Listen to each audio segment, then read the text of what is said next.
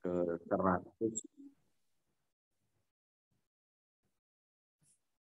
Nah, ini sempat kena floating lagi nih 200-an. Nah, ini loh, TMA ini selalu dia mengikuti pergerakan harga nih.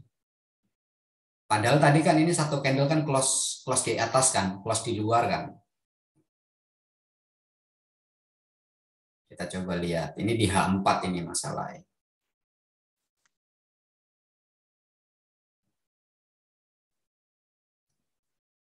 Itu minus 300. Ya, minus 300.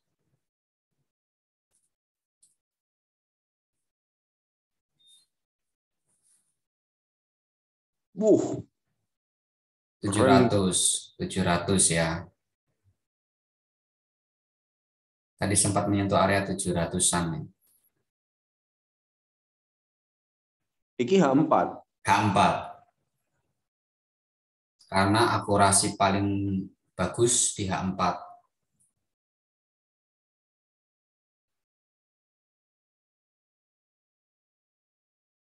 Nah, harusnya kan di area ini tadi kita stop dulu.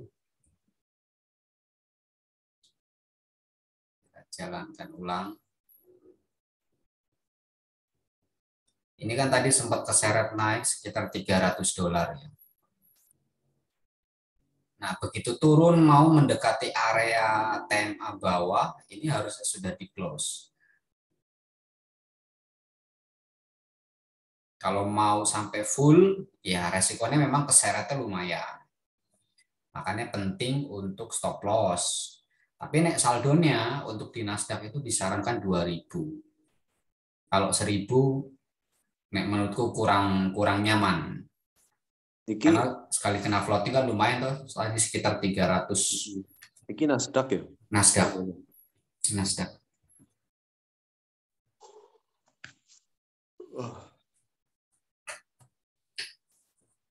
Samsung SM, namanya Samsung SM ini Om siapa nih namanya Om?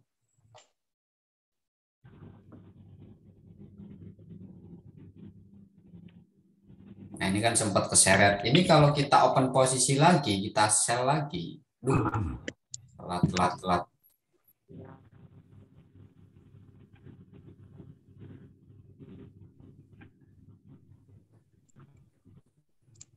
Ini begitu dia naik lagi, kalau saldo 2000 kan kita bisa open posisi sell lagi nih.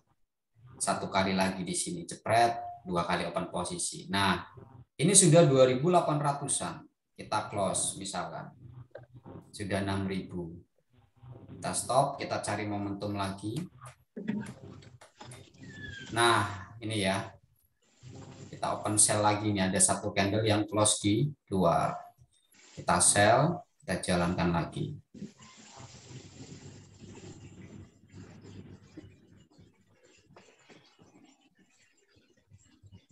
Nanti nih misalkan pesertanya hanya 2, yo tanya jawab aja ya.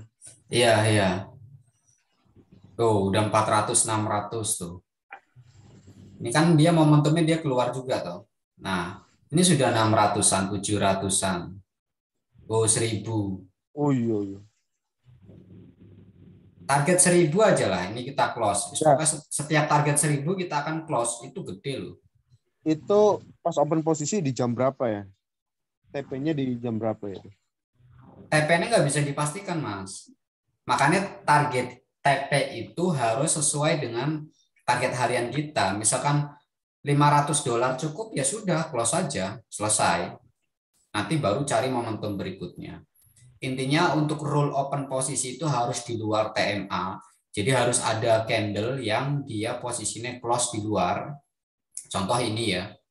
Lebih akurasi lagi itu 2 candle. 2 candle warna yang sama close di luar itu kita open sell. Kalau nggak menemukan ini berarti satu candle misalkan close di luar. Terus kita mau nunggu satu candle lagi kok ternyata nggak dapat, malah ada satu candle yang close masuk ke dalam, yaitu kita momentum untuk sell. Ada siapa lagi nih? Pak Made. Oke, Pak Made hadir lagi nih. Iya. Oh Mm-mm. ya, sudah Ini sudah kita lagi mendekati. backtest Pak Made. Kita lagi backtest untuk strategi yang menggunakan TMA Band kemarin. Dan nanti untuk apa eh, materinya kita coba akan bahas ya. Ini kita nanti akan mulai coba sekitar 20-20 ya. Masih 7 menit lagi sambil nunggu teman-teman yang lain. Kita akan cari momentum Oke. lagi. Ini dilihat aja ya, ini saldo, ini saya backtest dengan saldo 1000, ini sudah jadi 8.023 di market Nasdaq ya. Open posisinya cuma satu kali. Nanti teman-teman lihat di sini ya, yang di floating P garis miring L. Kita akan cari momentum lagi. Nah, ini dia momentumnya di sini. Ya, ini kan momentum untuk open posisi buy. Kenapa? Karena ada satu candle yang close di luar trade. Maka kita akan open posisi buy, kemudian kita running, kita jalankan. Nah, lebih akuratnya sebenarnya dua candle warna yang sama keluar dari trade gitu. Tapi nggak apa-apa, ini kita langsung open posisi aja biar tahu kalau open posisi satu candle close di luar, keseretnya berapa gitu. Nah, ini sudah $300, minus lagi 300-an. Ya, begitu targetnya adalah $1.000, 1000. Ketika tercapai $1.000 kita akan close.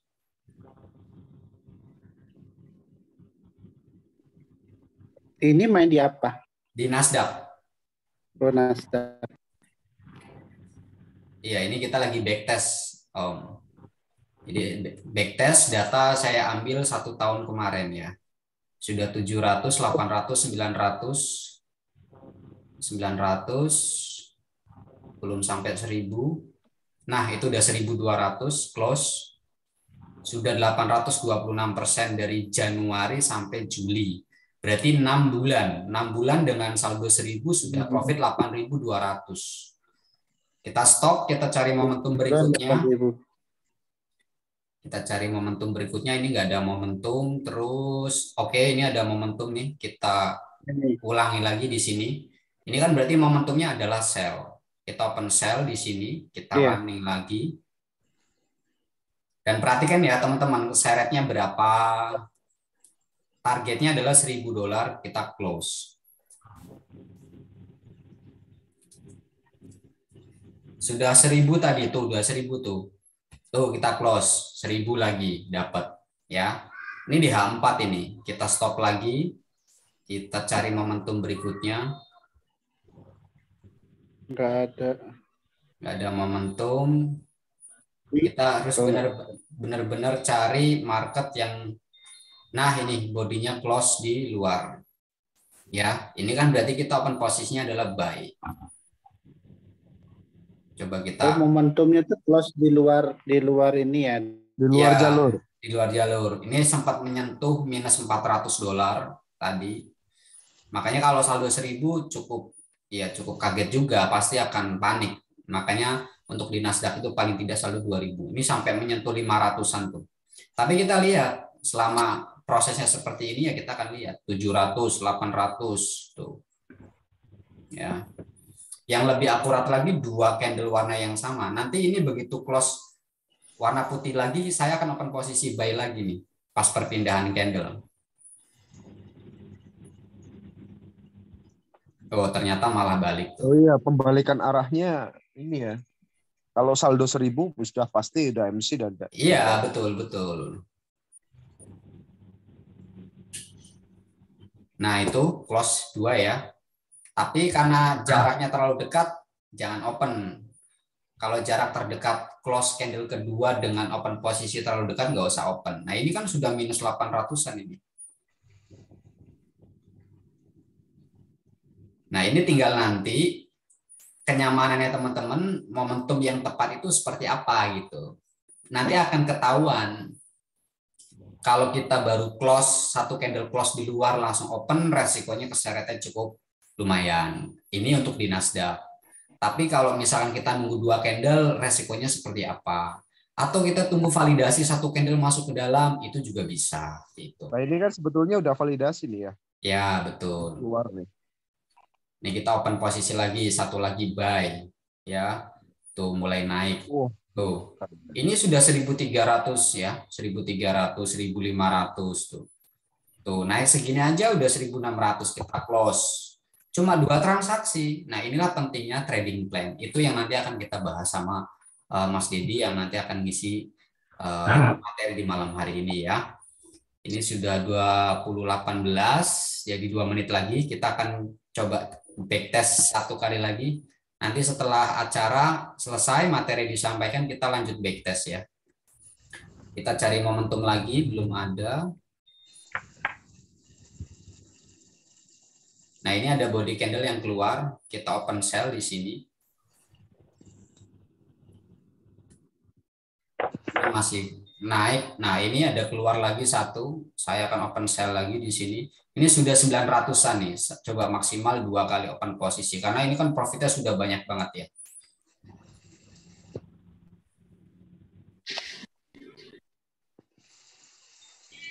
Nah, mulai keseret terus tuh.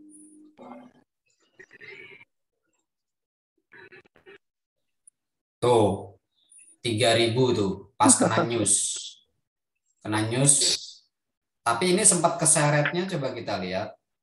Ini sempat keseret di angka 1.946 dolar. Tapi dari profit-profit kemarinnya sudah 10.000 dari Januari sampai Juli. Gitu. Ya, ini begitu kita jalankan udah langsung 3.000 nih kena news. Ini datanya data real ya. Berarti Saya download. Iya. Sambil nanya ya. Boleh. Berarti sekali open posisi itu dibiarkan aja sampai dengan posisi terbawah gitu ya? Iya, betul Om. Kita akan coba cari momentum. Itu memang kemungkinan pasti momentum tuh kalau dia candle-nya candle close-nya di luar garis, misalnya garis bawah itu udah pasti buy berikutnya gitu ya? Iya. Nah, contoh ini nih. Ini kan dia keluar dari track ya. Kita open posisi buy. Kita coba lanjut, ini udah 931. Nih, kalau saya transaksikan di sini buy, kemudian kita jalankan, ini kan sempat keseret di 500-an, 500 dolar. Ya, 500 dolar, kemudian dia berbalik. Coba kita lihat.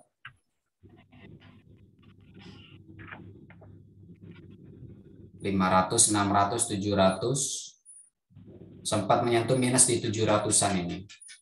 Padahal opennya cuma 1 loh ya, 0,1 satu transaksi. Nah, inilah pentingnya money management. Kalau kitanya benar-benar jor-joran asal-asalan gitu, open posisinya wah di Nasdaq dengan saldo 1.000 ya cuma MC nanti ketemunya. Ini sudah naik sekitar 500 dolar. Tapi sebetulnya kalau kita memanage dengan tidak begitu berambisi untuk bisa dapatkan 1.000 dolar ya di posisi seperti ini, udah dari tadi itu profit terus ya? Profit terus. Ini 900, 800 turun lagi 700, 800, 600, 500. 800, 900. Nah, ini kan 900 2 hari aja udah cukup kan? Berarti kan 9 jutaan.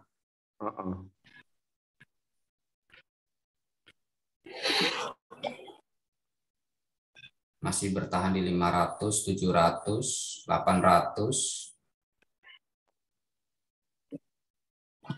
Mas, saya kan baru nih. Baru. Nah, untuk saya pakai tadi tuh ada garis 3 sih, garis atas, garis bawah, dan garis tengah gitu. Jadi saya coba tadi di USD Jepang itu memang di bawah garis paling bawah. Ya, sampai sekarang sih masih posisi buy posisi. Nah, kalau untuk menentukan garis 2 itu pakai apa? Yang apa nih? Garis atas dan bawah. Garis atas dan bawah batas. Ini indikator custom Pak Made. Wah, ada Pak Asep ternyata. Halo, selamat malam Pak Asep. Wah, ternyata Samsung SM nih Pak Asep nih. Nah, teman-teman nih sudah ada wakil pialang dari IBF juga. Selamat datang Pak. Ini kita backtest dulu Pak sebentar ya Pak ya. Oke, lanjut Mas. Aku dengerin. Ya, jadi gini Pak Made. Kalau untuk indikator custom, indikator custom ini Pak Made, ini tidak sama dengan Bollinger Band. Kalau Bollinger Band mungkin ya tampilannya hampir sama. Jadi TMA Band itu kan memang indikator yang saya custom dari perpaduan moving average sama Bollinger Band. Nah, rule-nya untuk open posisi itu tadi, kalau ada satu candle yang keluar dari track, paling tidak konfirmasinya adalah 2 candle, dia akan cari momentum di situ. Ini kan, ini contoh ya, tadi kan ini kita close di luar ya, kita open buy. Nah, harus kita kontrol juga manajemennya. Kalau dengan saldo 1000 di Nasdaq jelas nggak cukup. Makanya disarankan kalau teman-teman nyaman di Nasdaq paling tidak minimalnya adalah 2000. Dan transaksinya cukup 1 kali aja opennya 0,1 gitu. Kita lanjut dulu ya, coba 1 kali lagi backtest, cari momentum. Ini datanya saya ambil dari 1 tahun kemarin. Kita cari momentum dulu. Ini lama memang, tidak setiap hari ada momentum, tapi begitu ada momentum itu panennya lumayan. Nah, ini kan lama banget nih sampai bulan Agustus. Agustus belum ada. Terus ini juga belum ada. Nah, ini juga kalau kondisinya dia keluar dari jalur dan dia belum close, kita bisa ambil momentum di sini nih. Contoh ya, ini jalan dia. Misalkan market lagi jalan, tiba-tiba ada satu candle besar sekali keluar, kita bisa ambil koreksinya sebenarnya. Bisa ambil koreksi open posisi lah. Karena dia pasti nanti akan koreksi. Ini contoh ya. Begitu dia keluar, saya akan open posisi buy ini. Set, keluar, buy ini. Tuh, saya ambil buy. Sempat keseret berapa tuh tadi? 200 ya.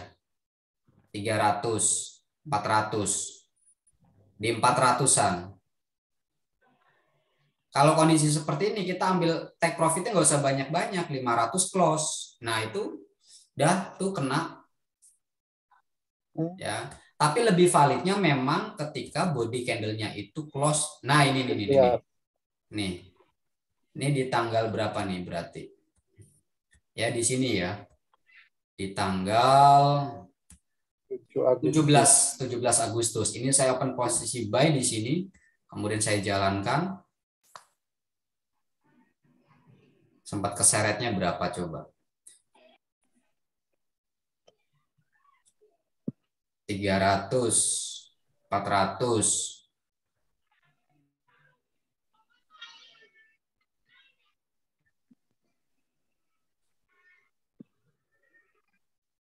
Tuh, kenaikan sudah mulai 200.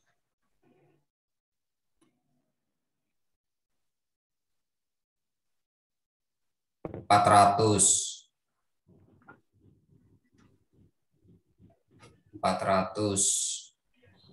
Terus sekitar 400, 500. Turun lagi dia. 300, 400, 500 kita close. Ya, jadi buat nyari $500 ya berarti sangat memungkinkan sekali dapat gitu. Ya. Oke, sekarang kita akan coba mulai untuk materinya terlebih dahulu. Buat teman-teman, selamat malam saya ucapkan yang sudah hadir di edukasi malam hari ini. Jadi malam ini kita mau ngebahas tentang pentingnya trading plan, ya, pentingnya trading plan untuk kesuksesan kita dalam transaksi atau investasi di trading forex. Nah, malam hari ini seperti biasa yang akan memberikan materinya adalah Mas Dedi Iskandar, ya. Jadi kita nanti sama-sama belajar bareng sama beliau. Mudah-mudahan apa yang disampaikan nanti bisa untuk menambah wawasan buat teman-teman supaya nanti trading ke depannya lebih oke lagi nih, ya. Oke, waktu dan tempat saya persilakan Mas Dedi. Baik, terima kasih. Assalamualaikum warahmatullahi wabarakatuh. Selamat malam semua rekan-rekan trader yang sudah masuk pada Zoom meeting malam hari ini, dan selamat datang Pak Asep, ya, selaku manajemen dari ABF juga sudah menyempatkan waktunya untuk mau ikut, ya, dan nanti kita bisa sharing juga dengan beliau. Dan di akhir materi ini juga nanti kita akan lanjut lagi ya, seperti yang diperlihatkan tadi oleh Mas Nurrohman ya. Itu penting sekali ya kita melihat data sebelumnya, 1 tahun yang lalu dan sebagainya, itu untuk menambah keyakinan kita dalam melakukan trading ya. Jadi memang kita untuk menjalankan sebuah trading itu kadang diperlukan 2 atau 3 orang yang membuat kita itu merasa percaya diri ya. Di awal-awal ya kalau trader pemula ya. Kalau seperti Mas Nurrohman sendiri dengan jam terbang yang sangat luar biasa, panjang ya waktunya, udah 10 tahun lah ya beliau menekuni trading ini. Jadi dia sudah sangat yakin sekali dengan keputusan apa yang beliau akan lakukan ketika mau open posisi. Nah, kita sudah bahas dari kemarin-kemarin sebetulnya apa sih trading plan sebetulnya kan gitu. Sebetulnya trading plan ini kan untuk membuat kita mendapatkan profit yang konsisten ya, bukan mencari profit yang sekarang dapat besar besok MC ya kan, seperti itu. Nah, ini juga akan mengontrol seberapa cermat kita, akan mengontrol juga emosi kita, yang nantinya kita akan melihat sebetulnya di endingnya adalah kita 1 bulan itu akan mendapatkan berapa sih gitu, berapa persennya sih. Kalau kita melihat review ke belakang ya, kalau kita hanya mencari 1% dari modal kita ya dengan data yang tadi diperlihatkan sama Pak Nurrohman, Mas Nurrohman, itu pasti sudah profit. Dan kalaupun terjadi floating ya, ataupun kita terseret ya minus gitu, itu bisa tertutupi gitu loh. Nah, maka dari itu kita akan belajar bersama-sama pada malam hari ini dengan tema trading plan untuk forex apakah penting. Ya, bagi trader pemula ya, pasti saya yakin untuk membuat trading plan perencanaan ini akan sedikit bingung gitu loh.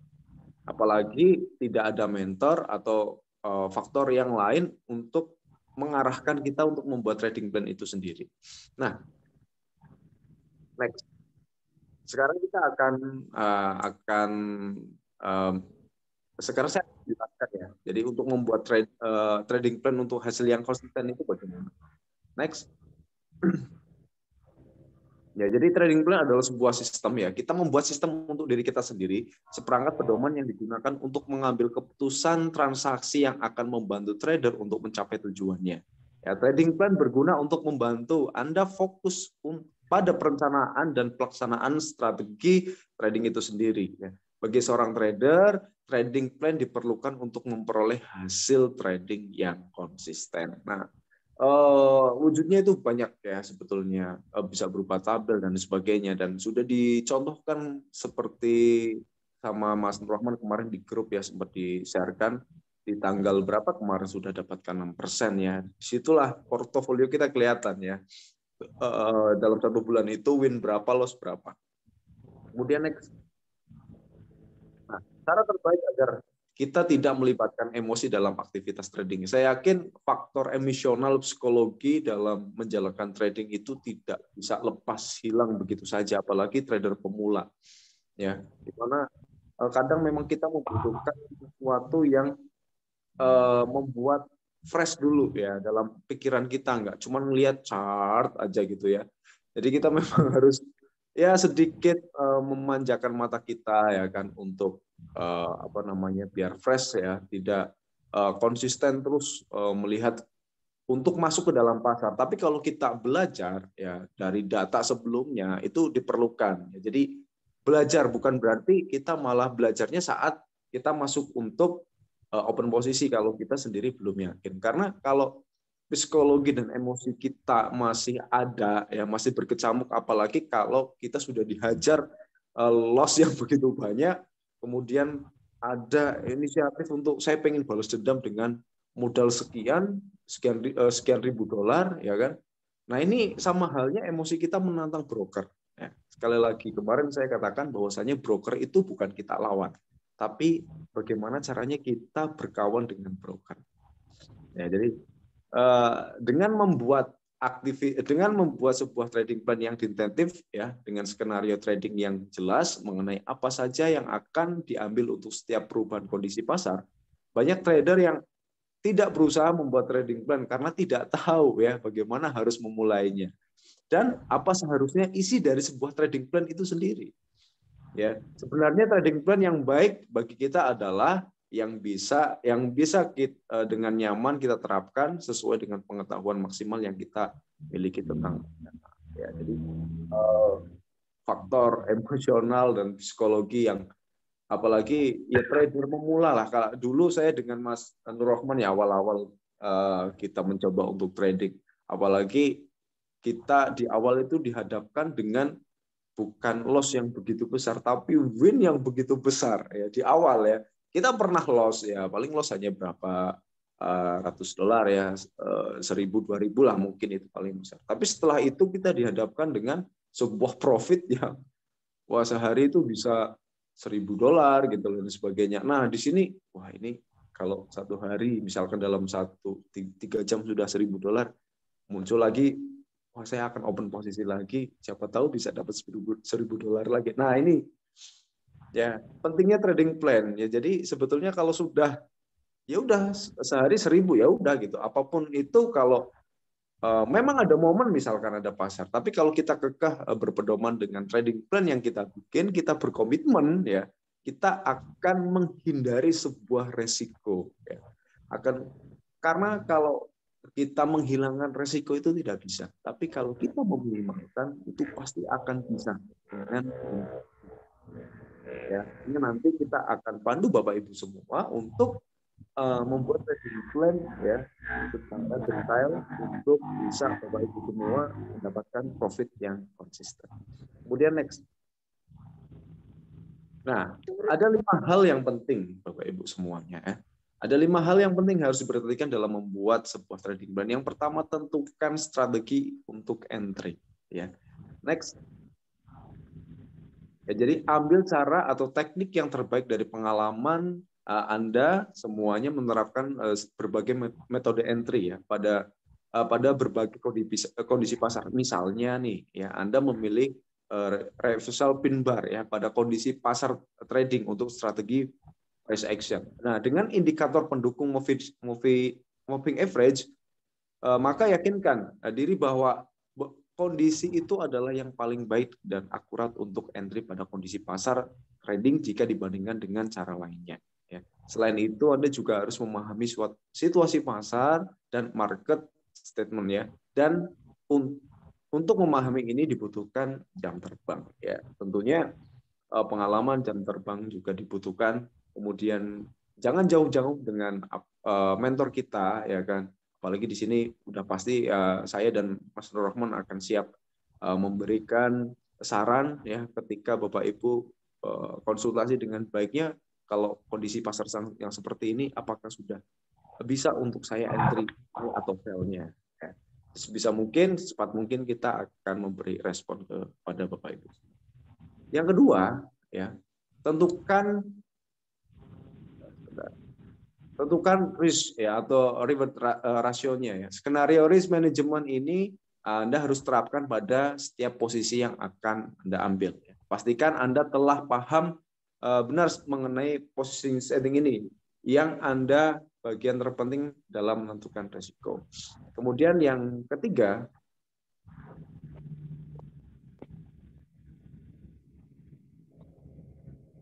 tentukan position saya sesuai dengan target stop loss. Nah, ini yang sering sekali dibahas juga sama Mas Nur Rahman, ya kan, kami semua, yang dimana manajemen risiko itu sangat diperlukan, apalagi kita kalau masang rem ya, jangan sampai betul-betul, apalagi kita menggunakan uang yang tidak begitu dingin ya, misalkan, apalagi dengan sudah mendapatkan loss besar, faktor psikologi tadi ya, faktor balas dendam, emosi, kita nekat untuk meminjam ya kan, kemudian faktor balas dendam tadi tidak memakai stop loss, kepengen seperti apalagi yang sudah diperlihatkan tadi ya, kita pengen dapatkan dalam sehari 1.000 dolar ya, dengan momentum-momentum seperti yang sudah kita lihat sebelum materi ini ya. Ini menurut saya resikonya sangat besar sekali ya. Tapi kalau kita membuat manajemen resiko dengan kita membuat stop loss-nya, itu akan menghindari menghindari resiko. Jadi positioning size bisa berubah-ubah sesuai dengan resiko stop loss per trade yang kita tentukan. Ya, resiko per trade hendaknya ditentukan terlebih dahulu sebelum menentukan stop loss. Next, yang keempat, tentukan strategi exit atau take profit. Ya, nah ini kita bahas lagi. Tadi kita udah lihat sebelum materi ya. Take profitnya. Nah, kalau kita kan nggak tahu ya melihat ke masa depan.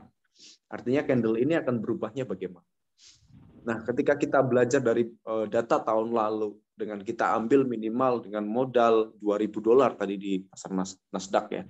Kita ambil 1% aja atau 2% aja dari modal itu, tadi saya melihat kalau kita sudah pasang take profitnya itu banyak profitnya ya, kalaupun kita terseret itu tidak begitu besar gitu loh, dan tidak menjadi MC ya.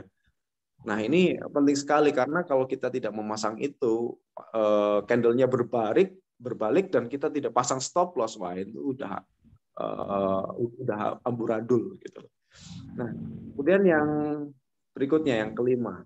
Nah, ini yang sudah di-share ya, yang di-share sama Mas Nur Rahman kemarin di grup ya tentang trading plan yang sudah dibikin. Ya, jadi ini adalah berupa tabel ya, ini masih berupa tabel. Sebetulnya ada juga tambahan untuk membuat trading plan bukan hanya sekedar seperti ini ya. Kita ada sebetulnya, dan nanti kita juga akan share ke teman-teman semua, trader-trader semua yang tentunya sudah bergabung di keluarga besar EBF ya di sini. Jadi kami berusaha semaksimal mungkin untuk mengedukasi Bapak Ibu semua untuk bisa profit yang konsisten gitu loh. Jangan sampai depo terus tapi jarang WD. Nah, jadi yang kelima ini buat jurnal dan catatan untuk evaluasi. Nah, sebaiknya untuk setiap posisi yang telah di-close, baik profit ataupun loss, diberikan catatan untuk evaluasi kualitas strategi dan plan yang telah kita buat. Mungkin untuk kita perbaiki di kemudian hari. Jadi ini portofolio yang sangat bagus ya buat kita tentunya, buat trade, apalagi trader-trader pemula nih. Jadi beruntung sekali trader pemula yang hari ini mau menekuni trading ini untuk menjadi pekerjaan pokok, apalagi sudah kita bahas di hari kemarin ya, di Zoom kemarin di hari Senin. Jadi mungkin itu Bapak Ibu sharing kita pada malam hari ini tentang pentingnya membuat trading plan ya. Saya harap trading plan ini Bapak Ibu kalau misalkan minta format Excel-nya kita bisa kirimkan atau kita nanti bisa kasih di grup ya Mas Nur Rahman untuk diberikan Excel yang seperti Mas Nur Rahman bikin. Mungkin itu, dan kita akan kembali lagi mereview ya. Asik sekali tadi saya lihat data terakhir, kemudian kita coba trade ya. Itu kita bisa mengetahui ya di mana kita profit, di mana kita loss. Mungkin itu, terima kasih. Kita akan sharing-sharing kembali setelah materi ini bersama Pak Nur Rahman, apalagi ada Pak Asep, nanti mungkin bisa ditambahkan oleh Pak Asep selaku manajemen dari perusahaan. Terima kasih. Wassalamualaikum warahmatullahi wabarakatuh. Saya kembalikan ke Mas. Oke, terima kasih teman-teman semua. Jadi materinya sudah selesai dan ini akan dilanjutkan berhubung kita kedatangan tamu besar dari Wakil Pialang, Pak Asep ya. Teman-teman juga mungkin sudah tidak asing, mungkin ada sepatah dua patah kata Pak Asep yang perlu disampaikan kepada teman-teman yang kadang-kadang kalau saya ikut mantau nih, kadang-kadang sudah dikasih edukasi sedetail ini pun ngontrol lotnya, ngontrol transaksinya masih di luar kontrol. Nah, sebaiknya seperti apa nih Pak Asep? Silakan Pak. Waktu dan tempat saya persilahkan. Oke, terima kasih Mas Nur Rahman, teman-teman semua. Assalamualaikum warahmatullahi wabarakatuh. Selamat malam. Alhamdulillah, ini kegiatan Zoom yang dilakukan oleh Mas Nur Rahman dan teman-teman dari Jogja mungkin menjadi sesuatu agenda yang bagus ya buat kedepannya semuanya. Satu hal yang cuma saya informasikan di sini. Pada saat bergabung ataupun bertransaksi di industri forex itu punya tujuan. Gitu. Jadi bertransaksi di industri forex itu adalah investasi yang merupakan sesuatu jangka panjang, bukan menjadi sesuatu spekulatif yang biasa mungkin sebagian besar teman-teman lakukan. Itu ada yang melakukan transaksi dengan entry tidak memerhatikan money management karena tujuannya itu bukan investasi. Jadi bagaimana caranya bertransaksi itu everyday itu harus profit, padahal sebenarnya tidak seperti itu. Jadi bertransaksi itu harus dipahami, selain ada teknikal, harus ada fundamental.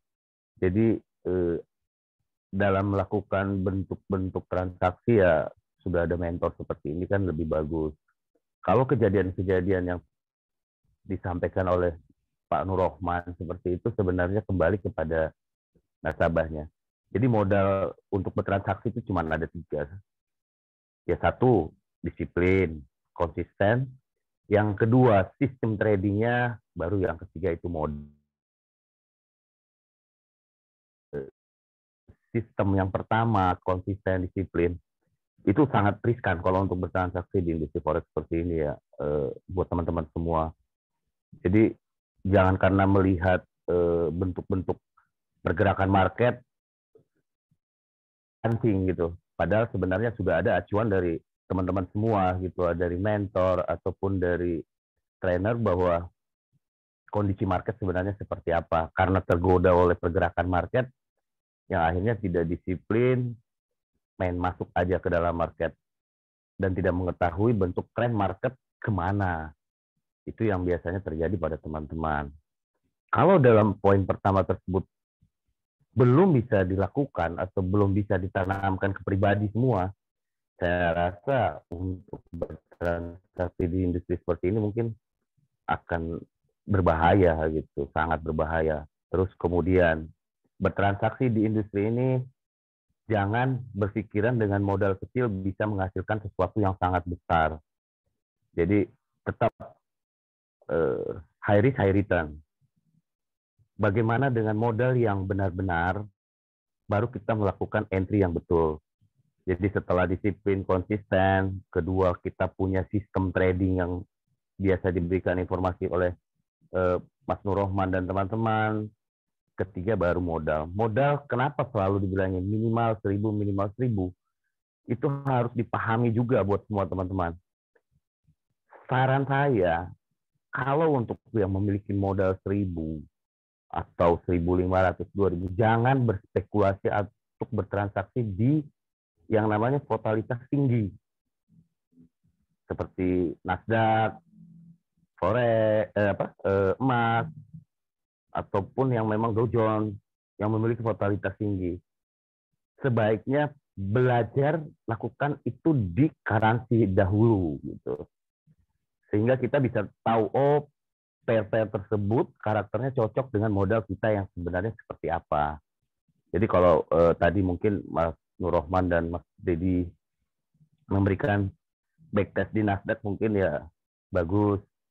Tetapi ya ada baiknya, saran saya, sebaiknya kalau memang punya modal 1.000 atau 2.000, Mas Nurrohman sarankan untuk bertransaksi di currency yang pergerakan dan volatilitasnya sendiri mungkin tidak terlampau besar gitu. Jadi di situ belajar mental dulu,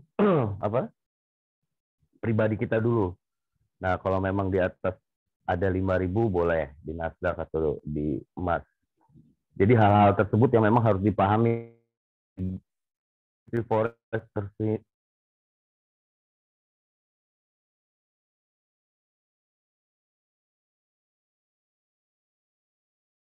memahami kesana baik gitu ya.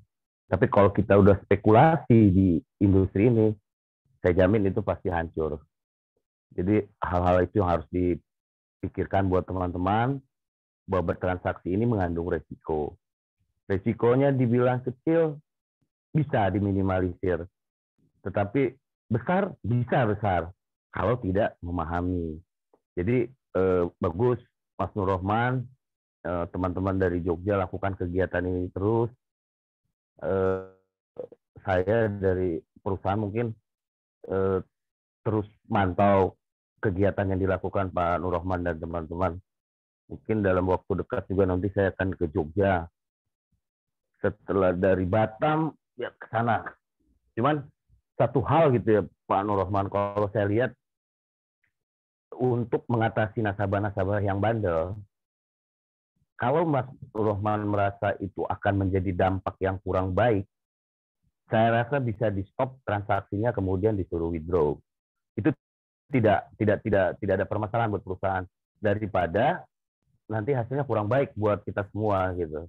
Oke, siap Pak. Jadi intinya kalau melihat kondisi nasabah memang agak kurang bisa diberikan arahan apa seperti apa, lebih baik stop. Karena duit itu bukan carinya mudah gitu.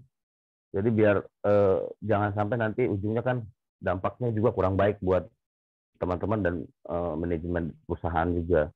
Kita berikan informasi edukasi yang baik, tetapi kan pribadi nasabah kita tidak tahu gitu. Makanya usahakan apapun itu bahwa mereka di sini itu adalah investasi gitu, Pak Nur Rohman. Siap. Terus hal-hal untuk bisnis harus bisa membedakan kalau memang modalnya kecil gitu, kita berikan informasi ke arah mana mereka yang baik bertransaksi supaya tidak ada gini. Kalau Pak Nur Rohman mungkin teman-teman yang sudah biasa trading floating 500 itu masih tenang gitu. Kalau bisa itu jantungan gitu. Kalau seperti pahlawan udah anteng dia gitu. Jadi minimal harus menggunakan stop loss, itu wajib. Jadi apapun itu usahakan sistem transaksi itu adalah daily trade. Kalau tidak daily trade, ya investasi ya berapa persen dalam satu hari sudah dapat, saya rasa stop dulu. Kemudian nanti lihat momentum atau peluang berikutnya. Jadi bukan sesuatu yang menjadi rutinitas itu harus entry every day, harus profit tiap hari, nggak ada jaminan itu. Yes. Jadi prinsipnya seperti itu, bahwa bertransaksi di industri forex adalah investasi, bukan spekulasi. Kalau yang ada yang berpikiran spekulasi, di stop, tidak usah bergabung dengan kita, Pak. Siap. Ya, begitu aja Kak, saya rasa. Terus kegiatan ini terus dilakukan, Mas Nur Rohman. Yep. Mungkin nanti saya lihat pesertanya juga sudah mulai agak banyak, gitu kan? Ya, lumayan lah, Pak. Nah, terus kalau bisa diagendakan seminggu berapa kali yang memang menjadi apa ya, kayak entry bareng gitu loh. Oke, live trading bareng gitu ya Pak ya? Ya, betul. Ya. Trade, gitu. Mungkin ada momentum-momentum kapan bisa bareng-bareng transaksi gitu. Jadi ya di situ biar tahu bahwa apa yang diberikan informasi, mungkin saya juga bisa nanti bareng gitu. Kapan mau ada kegiatan. Contoh mau ada, sebenarnya malam ini bagus juga tuh. Tengah malam tapi apa mau ada notulen FOMC kan? Iya. Ya itu kalau memang seperti itu kan kegiatan fundamental juga diinformasikan kalau bisa Pak. Iya Pak. Jadi hal-hal itu biar paham gitu mereka fundamentalnya kegiatan apa, supaya apa ya, membuka wawasan gitu loh. Jadi mereka sendiri mau mencari tahu gitu. Jangan kita suapin terus. Nanti Mas Nur Rohman pas nggak ada kan repot juga semuanya. Yes. Ya. Itu aja, Pak Nur Rohman. Makasih banyak. Terima kasih semua teman-teman. Assalamualaikum. Selamat malam. Silakan lanjut, Pak. Oke, terima kasih Pak Asep waktunya. Oke, teman-teman. Ya, jadi kita malam ini kan memang fokus untuk ngobrolin masalah trading plan ya. Jadi wajib sekali buat teman-teman yang sekarang punya account real di IBF ini, saran saya buat tabel yang teman-teman sekiranya bisa baca sendiri ya. Sudah saya jelaskan pada pertemuan-pertemuan sebelumnya bahwa untuk perhitungan ya, untuk perhitungan nih saya kasih unjuk lagi. Jadi teman-teman harus paham dulu perhitungannya bahwa untuk trading itu kan dibutuhkan untuk trading plan tadi. Nah, trading plan itulah yang nanti akan ngontrol pergerakannya teman-teman semua. Ini notepad-nya kelihatan ya?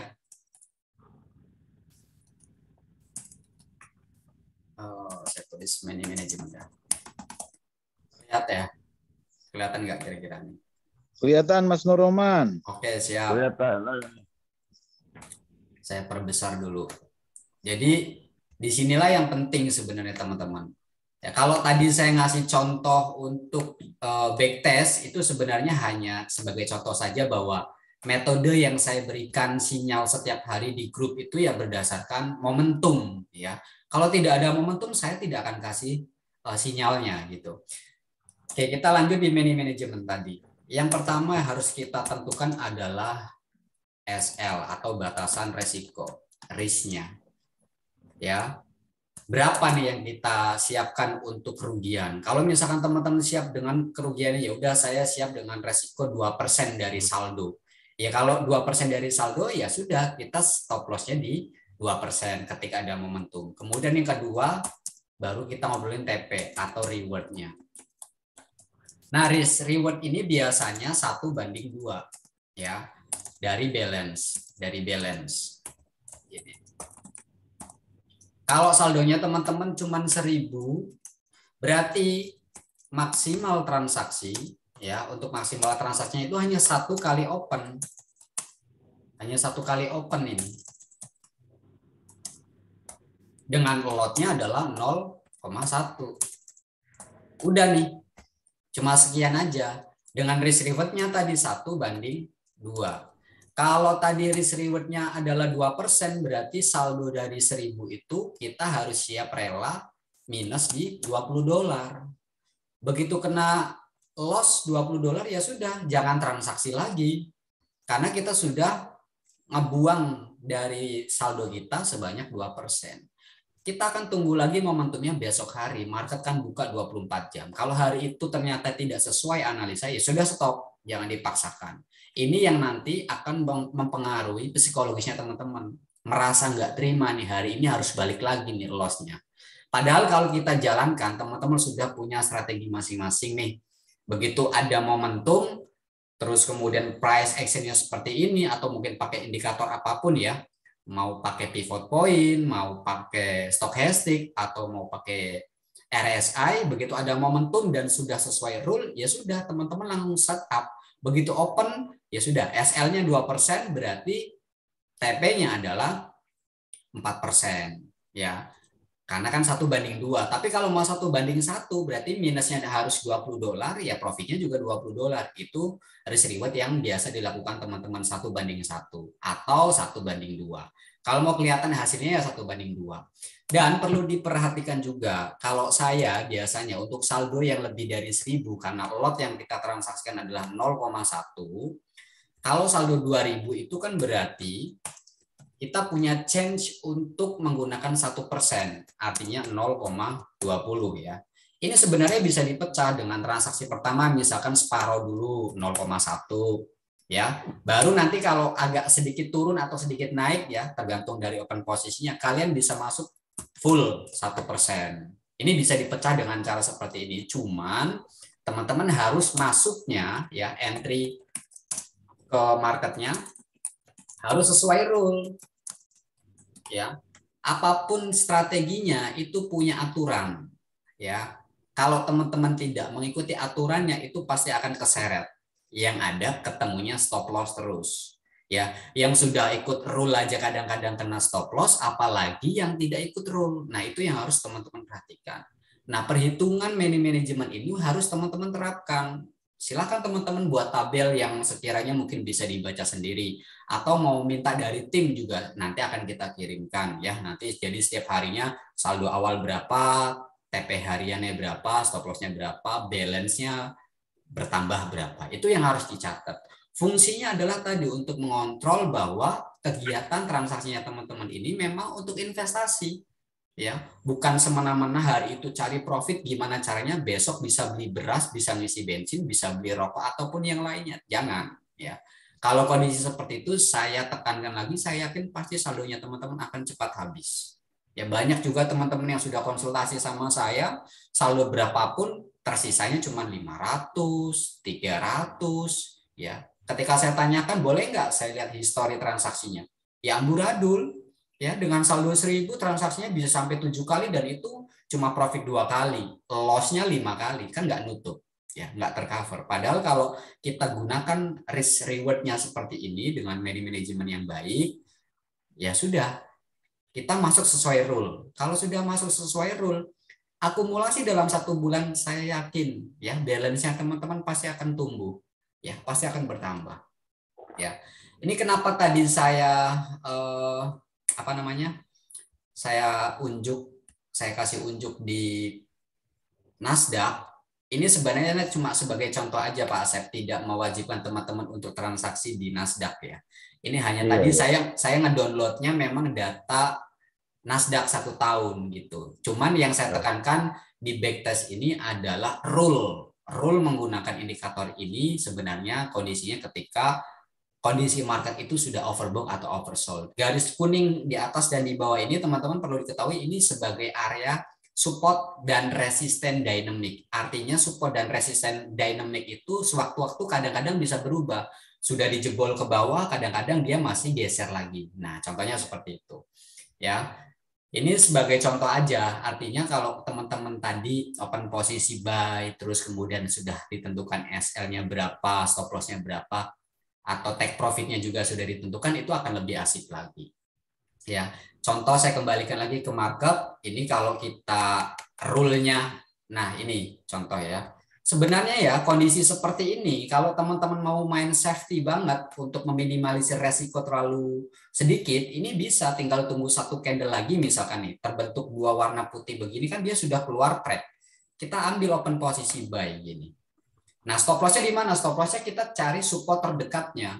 Ini kalau kita zoom out, ini kan nanti kelihatan, misalkan SL-nya nanti di area sini ya, atau SL terdekatnya bisa di area sini gitu. Ya begitu transaksi kena stop loss ya sudah, jangan dipaksakan untuk masuk lagi gitu, karena kan nanti teman-teman akan berpengaruhnya ke psikologis ya. Ini contoh misalkan, ini kalau saya running coba, nah ini udah naik $100 loh, tuh. Artinya kalau kita cari 10 pip atau 20 pip itu sudah clear transaksi, ya. Tapi begitu kena floating, ya teman-teman kalau sudah dipasang stop loss-nya, ya sudah kita juga nggak panik. Oh ya sudahlah, berarti memang analisanya sudah tidak sesuai dengan apa yang sudah kita prediksikan. Ya sudah, jangan dipaksakan gitu. Nah ini kan kalau kena SL pertama kan ini kita sudah clear nih. Minusnya ada 1000-an tuh. Ya, ini kan cukup gede banget. Kalau kita tarik lagi ke SL berikutnya, coba kena nggak SL berikutnya? Ya sudah, begitu kena SL selesai gitu. Makanya tadi saya sarankannya kalau teman-teman main di Nasdaq saldo 1000 ini nggak bakal cukup. Yang ada cuman nanti MC. Nah ini bisa digunakan yang paling nyaman misalkan di Euro USD. Nah itu yang volatilnya tuh nggak terlalu kencang gitu, nggak terlalu kayak Nasdaq lah gitu. Di gold juga belum masuk ya, gold itu hampir mirip-mirip dengan Nasdaq, volatilnya cukup kencang gitu. Ini kan sempat keseretnya sampai 1000-an ya. Nah ini loh yang dimaksud support dynamic atau resisten dynamic. Padahal tadi di candle ini body candle sudah keluar, sudah close di luar ya, tetapi di break lagi sama 1 candle ini dan ini cukup besar. Nah kalau mau diminimalisir lagi, teman-teman bisa ambil posisi ketika ada 1 candle yang break masuk ke dalam, bisa langsung ambil posisi buy. Kalau ini kita ambil profit ya kisaran $500 nih udah kena nih 500 tuh. Bahkan sudah ya tuh 600, 700, 800 ya. Tuh. Artinya kalau kita tadi ambil risk reward 1:1, minusnya 1000, profitnya juga 1000 tuh. Ini sudah 1400-an. Terus kemudian coba kita cari momentum berikutnya, ada enggak? Nah, ini ada momentum lagi, dia break di luar, ini sudah jebol area resisten, ada area overbought di sana, saya akan open posisi sell di sini. Kita jalankan, masih naik, keseret 581, sudah mulai masuk, saya coba ambil sell di sini, keseret lagi enggak? Tuh, kalau ada news. Ini loh pentingnya stop loss teman-teman. ya. Kalau teman-teman tidak menggunakan stop loss, ini akan sangat berbahaya sekali. Ada news yang cukup tinggi ya. Tuh, ini udah 4 ribuan loh. Bisa langsung MC, selesai udah. Itulah pentingnya stop loss ya. Makanya teman-teman perlu diperhatikan bahwa trading di forex, betul apa kata Pak Asep terus Mas Dedi, bahwa ya kita niatnya investasi, bukan semena-mena setiap hari harus dapatkan profit gitu. Itu yang cukup berbahaya ya. Sehingga ketika teman-teman sudah menyiapkan tabelnya, sudah ada rule untuk transaksinya, di mana saya masuk buy, di mana saya masuk sell. Nah, itu bisa teman-teman dijadikan sebagai acuan supaya tradingnya teman-teman itu bisa lebih terkontrol gitu. Oke, sekarang kita coba untuk sesi tanya jawab ya. Silakan teman-teman yang mau tanya-tanya boleh. Biasanya Pak Made nih yang sering tanya-tanya nih.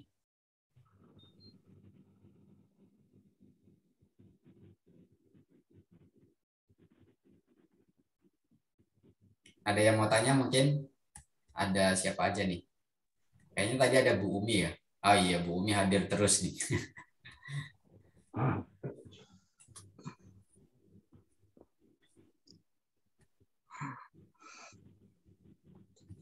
Selamat malam Mas Nur. Ya, silakan Pak Albert. Ya. Terima kasih buat Mas Dedi dan Mas Nur yang sudah selalu memberikan edukasi kepada kami. Inilah yang menjadi kekurangan kami untuk bagaimana mengatur ya konsisten, kemudian bagaimana membuat apa tadi yang Mas Nur tadi bilang, Trading plan. Ya, trading plan. Dan memang kadang sebagai pemula ini kadang ya masih pengen OP beberapa kali gitu ya. Jadi memang ini yang menjadi satu kendala keserakahan sifat manusia. Jelas bahwa memang kita harus lebih berhati-hati seperti yang disampaikan dari Pak Asep tadi, bahwa ketika kita hanya memiliki 1.000 ataupun 1.500 ya jangan dipaksain dengan bermain di emas ataupun Nasdaq ataupun Dow Jones ataupun yang tingkat pergerakannya atau volatilitasnya tuh cukup tinggi. Jadi memang belajar di currency ya semacam itu. Yes. Ya, saya sendiri memang lagi fokus untuk di Euro USD Mas. Jadi memang sepertinya ya kadang kalau dipikir kok yo lambat banget ya gitu ya. Betul, betul. Perasaan semacam itu, tetapi memang baik juga kalau kita menempatkan atau memberikan satu trading plan, kita mau main di pasar mana nih. Jadi ya memang ini yang harus kita tekuni dan konsisten. Nah, yang ingin saya tanyakan itu apakah memang begitu ketika misalkan saya mau main ya kalau mau trading ya cuma di pasar Amerika aja nih. Dari jam misalkan jam 7 malam atau jam 8 malam ke atas misalkan kita. Ya. Atau boleh berubah-berubah. Mohon petunjuknya, Mas. Oke. Kalau saya biasanya tidak melihat kondisi itu. Saya biasanya kalau ngasih sinyal tuh pagi ya. Pagi itu berarti kondisi di mana ketika open market ya. Market baru dibuka, itu kondisi pergerakan harga itu kan nggak terlalu volatilnya, nggak terlalu kencang. Ya, tapi semua nanti kembali ke masing-masing Pak Albert. Karena kan kesibukannya teman-teman kita juga nggak pernah tahu ya. Paginya ngapain, atau dia mungkin paginya ada waktu, siangnya nggak ada, atau mungkin paginya dia harus fokus langsung datang ke tempat kerjaannya, harus ngurusi kerjaan dulu, baru nanti ada waktu mungkin malam hari. Nah, sebenarnya ketika market itu buka 24 jam ya, dan kita sudah punya strategi trading plan, baik itu mulai dari rule transaksinya, take profit dan stop loss-nya, sebenarnya itu juga bisa diterapkan kapanpun kita bisa trading karena market buka 24 jam.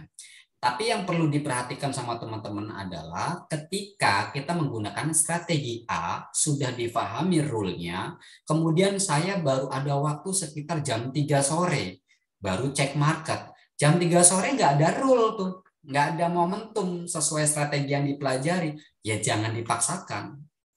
Intinya itu, Pak. Jangan sampai tidak ada momentum, kita tetap masuk aja, coba.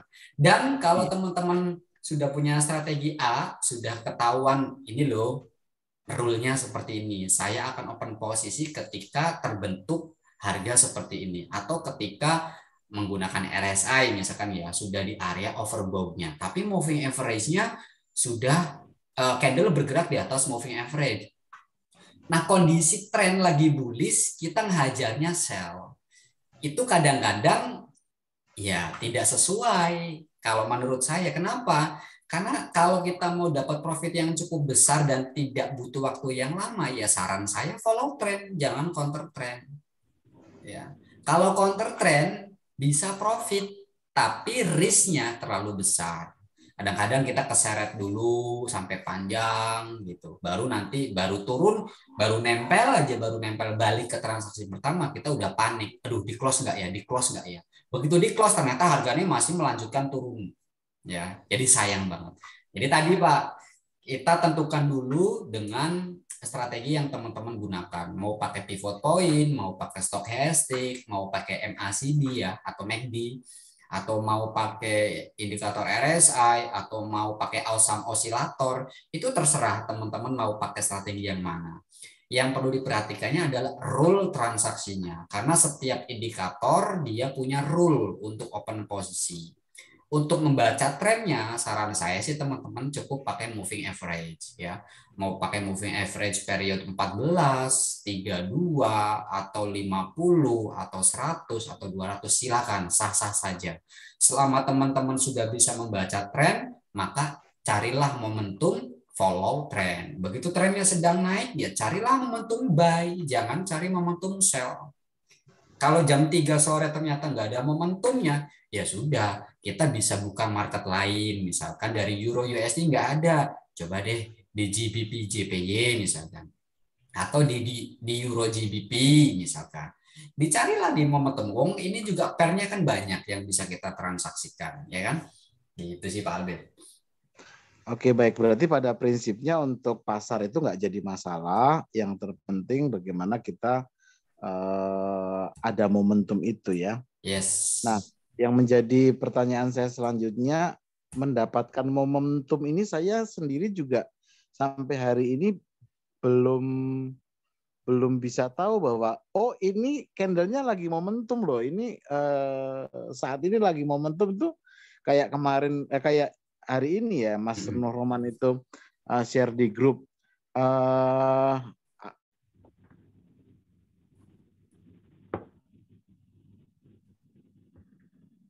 Halo. Putus itu. Halo Pak Albert.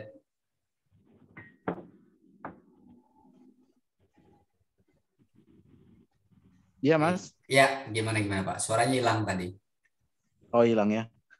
Iya, jadi artinya untuk mendapatkan momentum itu seperti apa?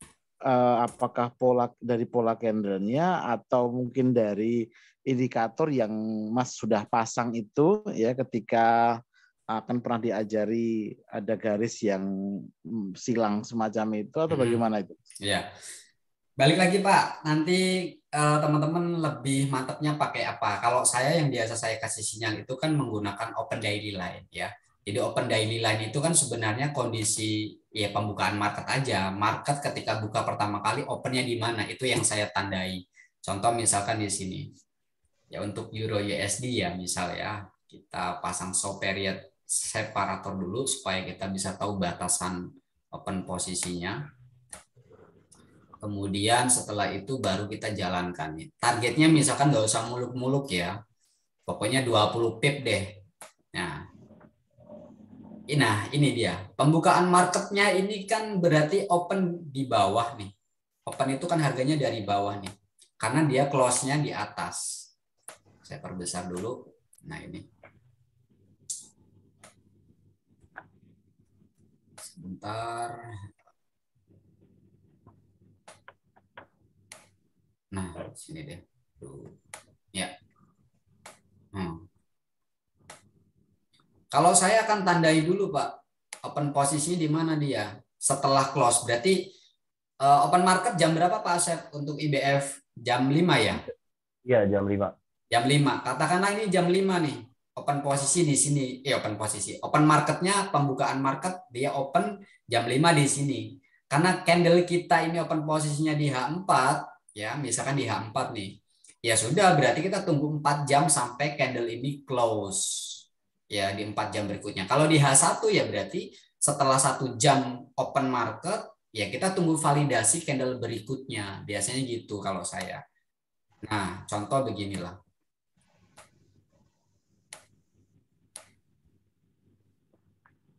Saya akan tunggu validasi 2 candle warna yang sama, Pak Albert. Ini opennya ya, saya sudah tandai, tapi tiba-tiba ada validasi 2 candle warna yang sama di bawah dari harga open market. Saya akan open sell di sini. Kemudian tentukan SL-nya. SL-nya ya di sini. SL-nya di sini. Nah, kita tinggal hitung. Ini rewardnya berapa sih kalau kita open posisi sell? Ini kan jarak stop loss-nya. Saya hitung dulu. Jarak stop loss-nya di sini sekitar 112 poin atau sekitar ya 11 pip ya. Kalau 0,1 ya berarti kalau kena SL $11 tuh. Ya kita juga ambil risk reward-nya untuk take profit-nya sekitar 111. Nah, disinilah di area ini. Ya, berarti TP-nya juga harus 1:1. Kalau mau kita ambil 1:1. Tapi kalau mau ambil 1:2, ya udah ambil TP-nya berarti sekitar 20 pip. 20 pip itu berarti 200 poin. Kalau kita ambil sell di sini, tarik aja ukur. Nah, ini 200-an nih di sini. Berarti di bawahnya lagi nih, di area ini. Atau lebih gampangnya teman-teman lihat history, begitu profitnya sudah $20, nah itu sudah bisa langsung di close. Ini kalau kita transaksikan, nah ini kan malah kenanya stop loss. Ya, ini kan kenanya stop loss. Ya sudah, berarti transaksi hari itu clear, nggak usah dipaksakan. Tinggal kita cari momentum berikutnya di hari besoknya. Padahal ini kan masih lanjut. Tuh, kalau kita ke bawah tadi kan hampir kena stop loss ya. Tapi ya itulah market.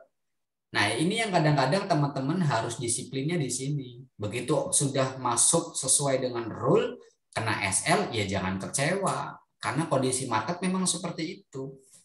Kalau kondisi market bisa mengikuti apa yang kita mau, ya mungkin ya Pak Asep udah jadi triliuner ya Pak ya. Semua trader itu jadi triliuner malahan. Iya. Kalau kita udah jadi triliuner dari dulu-dulu ya. Kalau kondisi marketnya sesuai dengan apa yang kita harapkan, saya buy dia naik, wah kita udah nggak perlu capek-capek ngasih edukasi seperti ini Bapak Ibu. Mas Ya. Nur. Yes. Kalau kita melihat ada satu candle yang di sebelahnya itu panjang banget, itu berapa pip? Ini ya. Enggak, yang hari sebelumnya tuh. Ini. Ada yang panjang banget naik itu. Oh ini. Bukan. Oh ini. Oh, iya. Coba kita ambil dia open market dari sini ya, open candle, open harganya di sini, ini naik 986. Jadi kalau 0,1 berarti $98. Nah, $98. Saya kadang punya pemikiran kayak begini ya. Salah atau benar ya? Iya. Pernah disampaikan trainer kami di sini namanya Bang Wahyu bahwa untuk euro USD itu istilahnya nggak usah pasang tuh maksudnya dengan modal 1.000 jadi nggak terlalu ini, jadi ya udah nggak usah pasang Excel aja, ngambil aja TP gitu ya. Sehingga kalau kita pasang SL malah nyentuh SL duluan gitu ketimbang TP-nya. Nah jadi sehingga karena kalau kita cuma hanya kita istilahnya ibaratnya kalau dipikir mempertaruhkan $100 dong kan gitu ya. Ya udah nggak masalah. Jadi artinya nggak usah kita pasang. Berbeda kalau kita mungkin bermain di emas atau bermain di Nasdaq semacam itu. Nah, bagaimana pendapat Mas Nur nih? Saya sih menghargai apapun strateginya teman-teman ya. Jadi saya punya prinsip bahwa trading itu memanage resiko, bukan memanage profit, tapi memanage resiko. Yang saya harus kontrol adalah resiko saya, karena ini uang asli nih, uang real. Kalau saya malah lebih mementingkan stop loss Pak ketimbang take profit. Kenapa? Karena kalau stop loss itu bisa dimanfaatkan dengan cara trailing stop. Ya, jadi TP-nya kita bisa ngejar tuh. Begitu harganya sudah sesuai dengan rule, SL-nya nggak kena, harga naik, ya SL-nya geser jadi SL plus untuk mengamankan profit yang kita dapatkan. Misalkan per 10 pip, begitu sudah profit $15 atau $20, SL-nya digeser jadi 10 gitu ya. Begitu harga, ini kan tujuannya apa? Supaya kita tetap untung. Meskipun nggak kena TP ya, karena TP kan kita nggak pasang. Pasangnya cuma SL aja. Begitu naik $20 profit, SL-nya geser ke 10 pip atau $10. Tujuannya apa? Ketika harga berbalik arah atau ada news kemudian kena SL plus, transaksi kita clear dan kita profit $10 atau 10 pip. Kalau saya lebih menekankan di situ. Ya, monggo silakan Pak. Jadi gini, pada dasarnya bertransaksi itu harus memasang resiko. Apapun itu. Kalau kejadian seperti yang Pak Albert sampaikan itu pada saat candle bisa 98 pip satu hari, berapa jam itu, 4 jam, itu karena fundamental. Jadi hal-hal kayak gitu jarang pernah terjadi. Yes. Kalau seandainya tidak dipasang stop loss, itu kalau berbalik kan lebih parah lagi. Jadi tetap harus gunakan. Ini kejadiannya kemarin itu kalau diikuti itu karena fundamental isu dari ECB aja, bahwa mereka akan memangkas suku bunga agresif.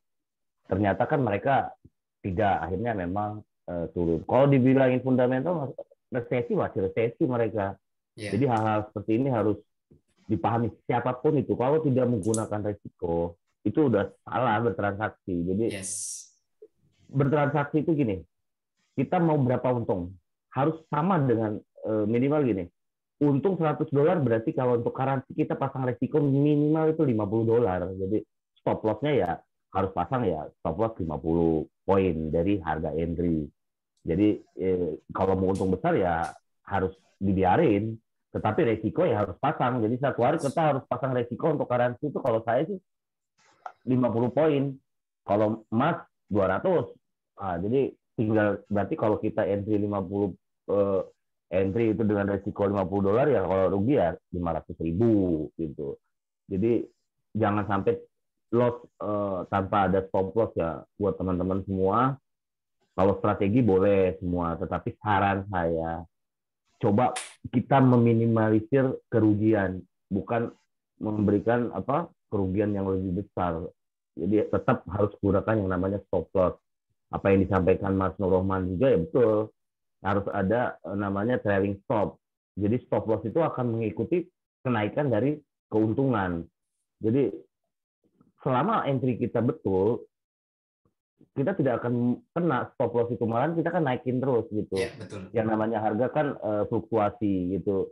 Fluktuatif berarti kan bisa udah naik turun nggak selamanya satu arah gitu. Jadi gitu Pak Albert, tetap harus pasang itu Pak Albert, stop loss. Ya, siap.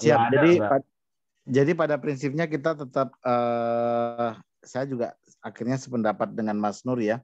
Ketika kita melakukan bertransaksi yang kita kelola memang resiko, dan memang resiko itu yang kita tetapkan sendiri. Oh, saya mau bermain di Euro USD resiko maksimal 3% misalkan, ya kan? Atau mungkin ini sorry Pak Albert.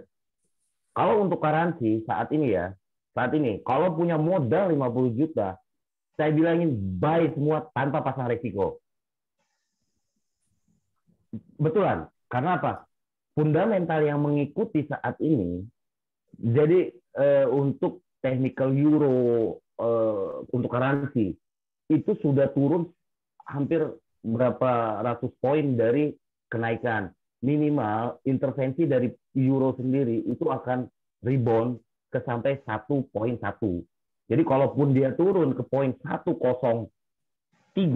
itu udah luar biasa. Kita nggak akan masalah. Jadi kalau umpama untuk currency, saya cenderung memang saat ini ya mengikuti, kalau saya fundamental ya berani untuk open posisi buy.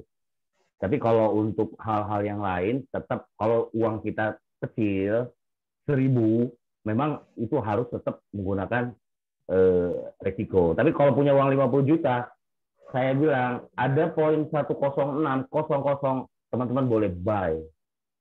Itu. Oke, Mas Nur Rahman. Oke, siap Pak. Seperti Ayo. itu Pak Albert. Ya, yuk kita kumpulin uang 50 juta, kita buy. Buy sekarang, kalau punya uang 50 juta, ada yang itu buy 0,2 hold. Saya bilangin jangka panjang ya, sampai di bulan Juli. Itu berani hold. Oh, buy 0,2 ya, Pak? Dengan Iya, betul. Ya catatan mungkin saldo 50 ya Pak ya, atau 5.000 ya? Iya, betul. 5.000. Nah, itu boleh. Itu 0,2. Mungkin kemungkinan sampai di 1.1 ya, Pak ya? 1.1 target dia. Oke, baik. Nah, setelah 1.1, kalaupun retrace turun, itu tidak akan ke 1.03. Hampir kecil kemungkinan. Karena dia kalau udah 106 atau 105, dia pasti balik. Itu secara histori sama teknikal dia untuk GBP euro. GBP ini kecenderungan bisa ke 1.29. Tetapi ya itu harus lihat kita punya modal gitu. Karena saat ini kan untuk currency euro GBP itu udah turunnya udah terlampau jauh. Minimal dia rebound sekitar 30 atau 40% dari koreksian yang sudah turun jauh gitu loh. Oke. Coba ya kalau memang teman-teman mau apa ya, seperti ada beberapa nasabah, mungkin ada, kalau ada Bumi mungkin Mas Wahyu pernah sarankan waktu itu GBP itu atau euro pernah sampai profit berapa ratus, kalau cuman udah di close kayaknya. Kalau belum di close itu masih terbang. Itu target dia itu 1.1. Kalaupun itu hold seharusnya gitu loh. Karena saya lagi ada open posisi GBP di 1.2386. Sampai sekarang saya belum close. Oke, siap. Itu buat jadi acuan juga ya Pak ya, buat teman-teman. Ya. Jadi satu hal, pokoknya kita harus berani gini, melihat histori penurunan, kenaikan juga. Jadi kalau kemarin itu penurunannya kan udah terlampau besar. Kalau untuk euro itu dari 1.3 sampai turun itu hampir 1.000 tuh, hampir berapa persen, hampir 8,9% turun tuh, jauh sekali tuh. Minimal dia 30-40%, berarti kan ke 1.11 udah bisa itu. Siap. Oke. Tapi kalau mengenai indikator ya masing-masing loh, Pak Nur, biarkan. Jadi bisa membaca indikator, cuman diinformasikan kalau ada pertanyaan indikator menggunakan apa, mungkin Pak Nur bisa jelaskan. Tapi satu hal, tetap harus 30% fundamental harus paham. Karena seperti kejadian kemarin, tiba-tiba naik, nggak berhenti-berhenti kan. Nah, itu kan ada fundamental memang yang disampaikan oleh Presiden ECB-nya sendiri gitu, Europe Central Bank. Jadi memang ada wacana untuk tidak mau sampai suku bunga minus 0 lagi, dia agresif untuk naikin. Tetapi kan ada kecenderungan lagi bahwa mereka mau naikin suku bunga tetap bertahap. Nah, informasi seperti ini kan harus bisa dipahami juga sama teman-teman semua gitu loh. Silakan Pak Nur. Oke, teman-teman yang lain ada yang mau ditanyakan? Coba sharing lagi, atau mungkin sharing pengalaman transaksi hari ini bagaimana hasilnya. Ada transaksi kah? Atau sama-sama sekali benar-benar aduh saya masih takut nih untuk transaksi. Boleh di-share. Biar nanti kita bareng-bareng untuk analisa. Om Idris, gimana Om? Gimana? Hari ini transaksinya bagaimana, Bu Umi? Hari ini nggak transaksi, lagi fokus di kerjaan ini. Siap, siap. Ini ada Om Zazid ya? Iya, betul. Apa kabar? Assalamualaikum Mas Zazid. Waalaikumsalam. Lagi di kerjaan ini. Oh, kerjaan. Oh iya. Iya, dari kemarin ikut Zoom pas di kerjaan terus ya Om ya. Nah, ini lagi masuk, besok kebetulan libur, tapi Jumat kalau bisa live trading saya masuk juga tapi. Iya, itu masukan tuh Mas Nur. Coba dibuat live trading sama-sama. Boleh Pak. Jadi gini, saya sampaikan juga teman-teman, kalaupun nanti live trading, apapun itu adalah analisa. Tidak ada jaminan akurasi 100%. Yes. Di sini kita harus pertimbangkan bahwa itu adalah kita akan meminimalisir risiko gitu. Tetapi dengan analisa itu berarti kan membantu teman-teman. Cuman kalau saya sih memang sejauh ini saya berani hold untuk currency. Kalau punya uang ya 1.500 masih 2.000 ya berani hold. Hold ya currency, tapi currency loh ya. Tidak ada yang lain. Seperti itu aja. Siap. Oke, itu masukan Mas Zazid, itu boleh Mas Nur nanti hari Jumat boleh sama-sama kita. Oke Pak, siap. Berarti malam Jumat agendanya adalah Zoom untuk live traber ya. Sekalian nanti kita terapkan beberapa analisa. Nanti ya ini kita belajar analisa nih dari berbagai sumber ya. Misalkan Pak Asep punya strategi lain ya yang bisa nanti teman-teman terapkan. Nanti saya juga akan share gitu kan. Jadi nanti biar teman-teman bisa dapat wawasan yang cukup luas juga gitu. Betul, itu bagus. Jadi satu gini, biar teman-teman tahu kenapa kita harus beli, kenapa kita harus jual. Jadi pada saat kita menginformasikan beli dan jual, kita punya reason bahwa alasan kita untuk beli kondisinya karena ini, jual karena ini. Jadi indikator adalah cuma pelengkap untuk kita melakukan transaksi. Jadi kita harus benar-benar siap dengan fundamental kita, dengan teknikal kita. Jadi masuk market itu bukan meraba-raba. Jadi teman-teman ya bukan berdasarkan informasi dari Pak Nur, ayo kita buy, ayo kita sell. Itu sampai sejauh ini saya kurang dengar gitu. Di grup ada pertanyaan, sama ada pertanyaan, Mas Nur suruh jual atau suruh beli itu tidak ada respon, mereka tidak bertanya. Loh, harusnya kan bertanya. Kenapa alasannya nge-sell, Pak? Kenapa alasannya nge-buy, Pak? Itu yang saya pengen dengar gitu. Ini kan jadi selamanya tidak akan berkembang kalau memang kondisinya seperti itu terus gitu. Dan saya pengen kan teman-teman itu menjadi trader personal, pribadi. Karena ini adalah bisnis yang dikelola sendiri, uang sendiri. Yang memang tidak memerlukan tempat gitu. Media tidak ada, jadi bisa dilakukan sendiri, kelola uang sendiri gitu. Mau saya gitu loh, Pak Nur.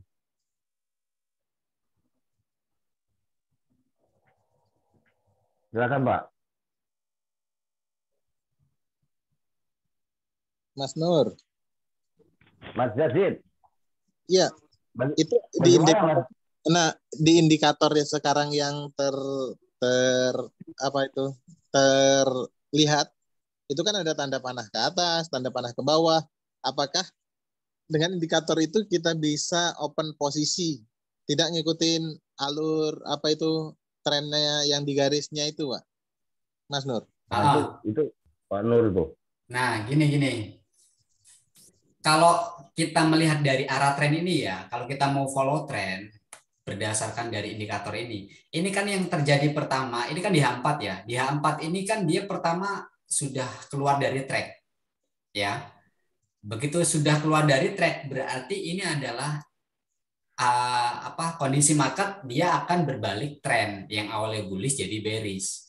Pokoknya setiap ada kondisi seperti ini yang dia keluar dari track, keluar dari resisten ini, dia pasti akan berbalik arah jadi tren yang sebaliknya, yang awalnya bullish jadi bearish, yang awalnya bearish jadi bullish.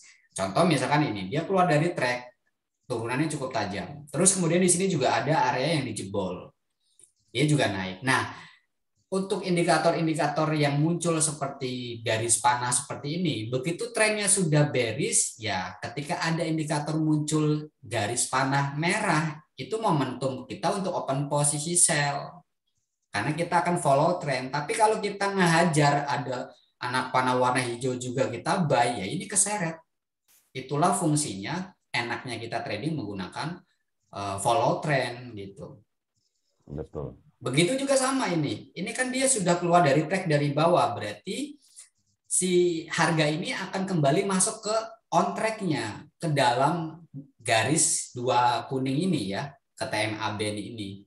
Begitu dia sudah masuk, ini kan berarti pertanda bahwa harga akan ada kenaikan. Ketika ada kenaikan berarti kita hanya tunggu sinyal yang muncul dari anak panah warna hijau. Kalau kita ngambil panah warna merah, ini kan keseret lagi itu. Ya. Nah, kalau kondisinya seperti ini hampir rata, ini konsolidasi, masih konsolidasi. Kenapa? Karena belum ada kondisi yang memang candle itu keluar dari areanya. Nah, sebenarnya bisa ambil momentum di area ini nih. Ini tanggal berapa ya? Ini masih di Nasdaq nih. Ini ya, tanggal 20 Mei. 20 Mei itu sempat jebol ke bawah, meskipun close-nya masih di luar ya. Tapi kalau kita tahu pas kebetulan ke gap, ya marketnya lagi keluar dari track, kita bisa ambil, ya kita bisa colong lah dikit-dikit gitu. Begitu dia keluar kita langsung hajar buy. Ini ada koreksi sedikit kan dan close dia naik. Ini bisa jadi momentum juga. Gitu Mas Jazid. Oke Mas, terima kasih. Siap. Bu Umi, ada transaksi nggak nih hari ini? Ya Pak Nur, Assalamualaikum. Salam. Pak Asep semua. Kayak lemas banget suaranya Bu. Habis kena stop loss. Itu juga. Ini kan Pak, mau nanya nih, apa yang dibahas ini kan pakai PC ya Pak ya? Iya. Kan seringnya kita kalau pas kerja nggak bisa mantau yang PC gini. Jadi kadang-kadang lewatnya nengok di HP gitu. Kalau misalnya kita mau nengok gimana ya, nge-share screen nggak bisa juga ya. Ini contohnya kayak sekarang saya buka di HP ini. Apa marketnya? Euro Pak ya, Euro USD ya. Euro USD. Euro nih. Oke. Euro ini kan kalau di HP itu yang apa itu garis merah itu apa ya? Yang garis MA ya? Apa sih garis apa itu Pak? Iya, moving average. Moving average itu kan dia turun tuh Pak. Harusnya trennya kan turun tuh. MA-nya berapa? MA-nya berapa dulu Bu? Oh iya gitu ya, pakai gitu-gitu Pak ya? Iya, kita kan pengen tahu periodnya moving average yang digunakan itu period 14 atau berapa? Karena untuk menganalisa setiap trader memiliki paten-paten tertentu. Kadang-kadang saya nyamannya di MA 32. Kenapa 32? Karena biasanya area tersebut adalah area reversal atau area rebound. Nanti target selanjutnya kalau 32 ditembus akan lari ke 90, ke 45. Gitu. Dari 45 nanti akan lari ke 90 gitu. Biasanya seperti itu, Bu. Oh, gitu. Kira saya kalau misalnya udah ini Ibu pakainya MA berapa? Coba bisa dicek periode ya, periodenya Pak ya? Ya, periodnya coba saya samakan. 7. Period 7 ya? Period 7, MA metodenya simple atau eksponensial? Simple. Simple, oke. Kita ambil, nah ini dia. Ya, betul sekali kalau dari MA berarti tadi MA 7 ya Bu ya, MA 7 benar kondisinya memang si market ini harganya lagi di bawah MA. Betul sekali. Tapi kalau kita melihat kecenderungannya, ini kan harganya terlihat dengan jelas naik, Bu.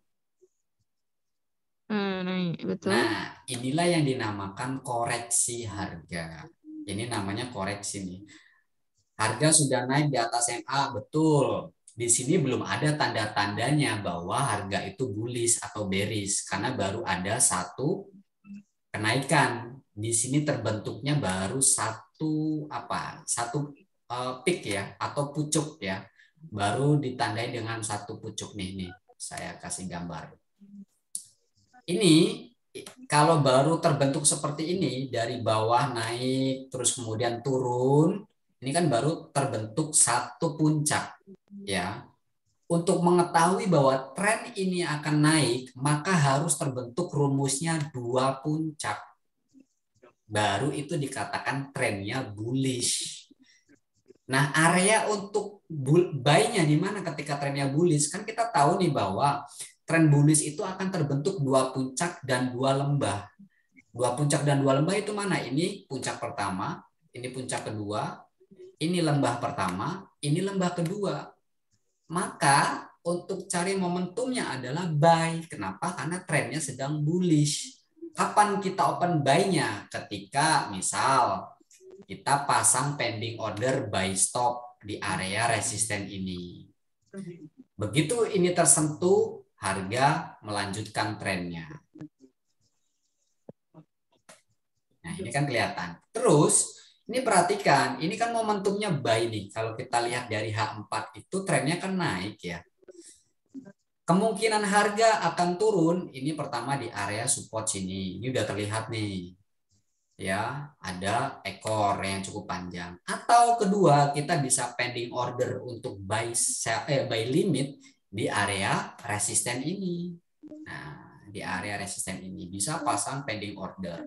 Jadi tidak mesti ketika kondisinya candle sedang berjalan harus buru-buru langsung open posisi. Kalau saya mending ditunggu di area reversalnya, Bu. Tunggu di area support atau resistennya. Area koreksinya baru dia akan ambil posisi. Kalau kita gambar berdasarkan Fibonacci ya. Saya akan tunggu di areanya adalah area 618 atau 50. Contoh misalkan. Ini harga kenaikan. Kita ambil harga gitu ya. Saya ambil datanya, saya tarik. Perhatikan di area 50 dan 618.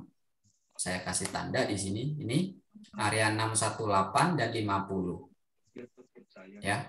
Ini area 50 618. Ini adalah area-area reversal. Maka boleh teman-teman ambil posisi untuk pending order buy limit di area ini. Ingat ya, ini adalah area, bukan acuan open posisinya. Begitu menyentuh 50 kita buy, bukan. Ini areanya biasanya akan masuk ke area 50 atau 618. Tapi begitu tidak menyentuh 50 dan 61,8, tetapi ada satu candle yang break di area 38,2, sah ini untuk open posisi buy di area ini. Atau tunggu area resisten dijebol. Ketika sudah dijebol, ya harga naik, jangan langsung buy, tapi ambil area koreksi dulu sampai dia benar-benar turun, misalkan di area sini atau di area bawahnya, misalkan di area tertingginya di sini. Jadi begitu kena floating juga nggak terlalu banyak. Targetnya kemana targetnya? Targetnya juga akan lari ke 1618. Begitu harga sudah terbentuk dan koreksi di area 50618, kita ambil tarik data lagi pakai Fibonacci. Target dia adalah di 1618. Mana dia? Nah ini terlihat dengan jelas di sini 1618. Ini areanya. Ya. Jadi tadi kalau kita open posisi buy di area ini sudah kena TP, Bu. Nih, buy di area sini. TP-nya mana? 1618, ini dia. 1370 poin atau 137 pip. Jadi kalau 0,1 berarti 137 dolar. Kita ukur lagi nih. Ketika dia sudah naik lagi, kita cari area reversalnya. Kita akan open posisi lagi, tunggu di area reversal. Ini kena lagi di area 618 sama 50. Nah, ini areanya nih. Begitu ada candle yang menyentuh area ini, pembalikan naik, satu candle konfirmasi, close di atas 38,2, kita ambil buy. Berarti kan ambil posisi buy di area ini ya. Nih, di candle yang warna hijau ini. Targetnya kemana? Targetnya sama. Targetnya di 161.8. Nih kalau kita buy di area ini, kita tarik garis Fibonacci untuk menentukan target utamanya, yaitu di 1618. Kita tarik seperti ini, ya, dari ujung shadow ke ujung shadow. Maka kita lihat 1618 kena lagi. Tuh. Begitu. Ini di area yang sama ya, Pak? Di area yang sama. Kalau tadi kan kita menganalisa dari bawah nih. Nah, sekarang kita akan masuk ke area yang harganya sekarang lagi berjalan ya. Dia turunnya kemana? Ini saya pakai H4. Saya ambil harga terendahnya dulu. Ditarik ke harga tertinggi. Nah, ini kan tadi dia sudah masuk ke area 1618, Bu. Di 50 nih dia sempat naik ke sini nih. Tuh, ya. Nih, dia sudah masuk ke areanya nih.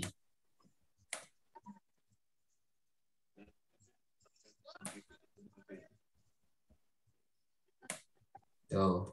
Tinggal tunggu satu candle ini, Bu. Konfirmasinya. Jam 10 berarti. Nanti ya, kalau di H1. Coba kita lihat di H1-nya. Ini kan H4 ya.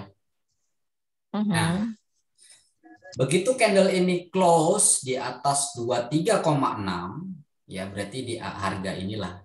Dia close misalkan ada di atas 23,6. Body candle close di area ini di 1.06918. Ya udah kita buy. Buy berarti di area ini SL-nya ada di bawah. Ini kalau kita ambil SL-nya berarti berapa poin ini? 500, Bu. 500 poin berarti 50 pip ya. Targetnya 1618. Coba kita akan ukur 1618. Ya, kita ambil harga tertingginya adalah ini. Kita tarik sampai harga terendah di sini. Kita cari 1618. Maka targetnya dia ada di area ini. Di harga 1.08087 ya. Kalau kita perkecil lagi, apakah di area 1618 itu ada area resisten terdekat? Ya, kita akan lihat coba. Kita akan geser ke kiri 1618.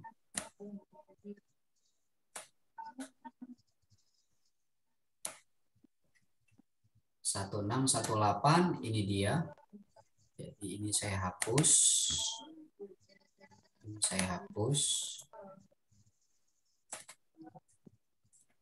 Ya, ini kita geser ya. Ada nggak area resisten terdekatnya? Nah, ini pas banget di area ini nih.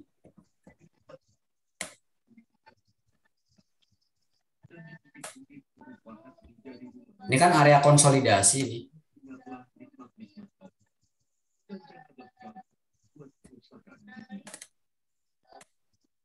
Nih, area konsolidasi. Supportnya yang awalnya kuat, akhirnya di break dan harga turun. Ya, ini harga masih turun sampai dia retest lagi di area ini. Nah, targetnya dia berarti sampai di 1618 di area ini. Kalau tadi siang teman-teman yang ikut open posisi sell itu harusnya sudah TP. Tadi sudah ada sekitar 10 pip dan ini turunnya juga sudah lumayan ya. 70 pip tuh dapat. Gitu. Ini Pak, kan kalau ini kan ada candle warna hijau 2 ya, Pak? Kalau ikut yang Bapak kemarin nunggu konfirmasi kalau udah ada 2 candle yang sama kan bisa kita ikut open posisi sesuai dengan itu kan? Iya, betul. Nah, Tapi Bapak tadi harus nunggu harga berapa tadi ya? Memang harus pakai nunggu harga itu atau bisa langsung close jam 10 itu langsung open buy gitu, Pak? Oke, kita lihat dulu Bu di sini Bu. Ya, kita akan lihat dulu di separatornya. Strategi yang saya kasih itu kan berdasarkan ini ya. Di open pembukaan market kan. Oh, jadi nggak bisa diterapkan di sampai malam gitu, Pak ya? Iya, udah selesai Bu. Ini kita sudah profit nih open posisi sell di area ini. Nggak, maksud saya gini, yang ketemu 2 candle itu khusus open market aja atau maksudnya nanti kalau di malam-malam gini ada 2 gini masih kita bisa pakai lagi gitu nggak, Pak? Enggak. Kita ngelihatnya dari awalnya dulu nih. Kalau di awalnya tidak ada momentum, ya ini masih berlaku. Momentum ini masih berlaku kalau di awal marketnya ini tidak ada momentum, misalkan dari jam 5 sampai jam 11 siang ya, itu candlenya hijau merah terus gitu ya. Berarti kan itu nggak ada momentum. Nah, ketika ada kondisi malam yang kondisi candlenya seperti ini masih valid. Oh ya. Gitu. Ya. Ini kan di awalnya sudah pembukaan market 2 candle warna merah, ini sell. Ini sudah selesai. Ini udah 30 pip ini. Oh, berarti ini udah nggak valid lagi ya, Pak ya? Iya, sudah nggak valid, Bu. Oh gitu. Saya kira semua bisa dipakai sampai tutup market. Oh, gitu ya. Yes. Mungkin kapan hari nanti bisa nggak Pak membahas khusus yang di MetaTrader di HP gitu, Pak? Oh, bisa. Sebenarnya tutorial itu semua sudah saya siapkan, Bu, di website itu di kelasjutawan.id. Oh, ada ya, Pak ya? Jadi mulai dari pertama itu saya bikin tutorial dari awal, mulai pembukaan akun, terus kemudian pengenalan MetaTrader 4 di PC atau laptop, kemudian cara install indikatornya, terus kemudian cara entry marketnya. Itu videonya sudah saya urutkan berdasarkan dari awal kita mulai nih buat pemula. Ya, terus kemudian iya, dan itu videonya cukup banyak sih. Mas Nur, websitenya apa tadi Mas Nur? Kenapa? Websitenya apa? Tadi yang kelasjutawan.id. Itu di YouTube atau apa? Di website, di searching aja di Google bisa, kelasjutawan.id. Oke, siap. So, nanti untuk videonya semua nanti ada di sana gitu. Nah, nanti buat teman-teman yang mau mengakses nanti minta linknya aja, karena kan linknya tidak saya publish ya, hanya untuk nasabah-nasabah IBF aja. Jadi panduan-panduannya di sana sudah saya siapkan semua videonya, baik dari transaksi di MetaTrader 4 PC sama di handphone. Tentu strateginya memang berbeda. Kalau di PC kita fokuskan untuk menggunakan indikator custom, tapi kalau yang di handphone indikator bawaan dari yang ada di handphone. Misalkan contohnya seperti moving average atau stochastic oscillator atau mungkin RSI, itu nanti ada di website itu. Dan ini tidak bisa diakses sama nasabah yang bukan dari IBF gitu. Jadi teman-teman yang sudah dapat linknya ya dia bisa akses. Tapi buat teman-teman yang belum jadi nasabah IBF ya itu nggak bisa gitu. Memang ini edukasinya saya private untuk teman-teman yang sudah punya account di IBF gitu. Mas Nur mau tanya nih. Yes. Mengenai candle yang tadi Bu Umi tanyakan, kan itu ada 2 candle bullish tuh. Yeah. Tapi bullishnya bukan 3 white soldier itu.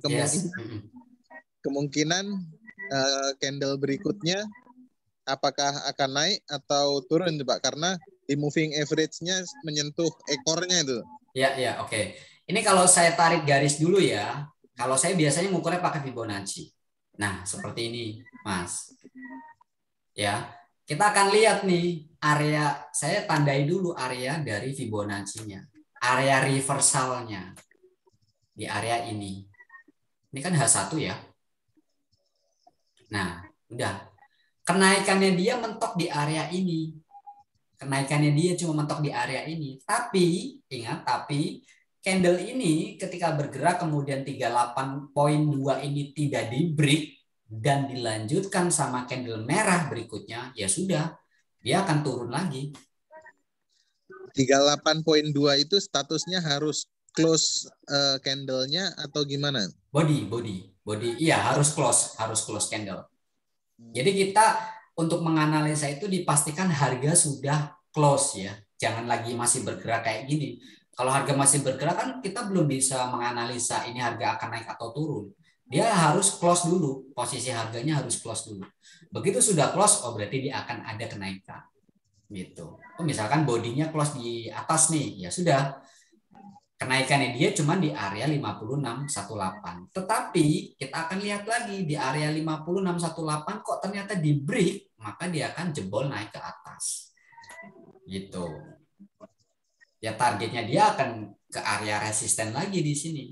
Target TP pertamanya ada di sini, ya. Ini kan kalau saya tarik garisnya kenaikan dia, ya.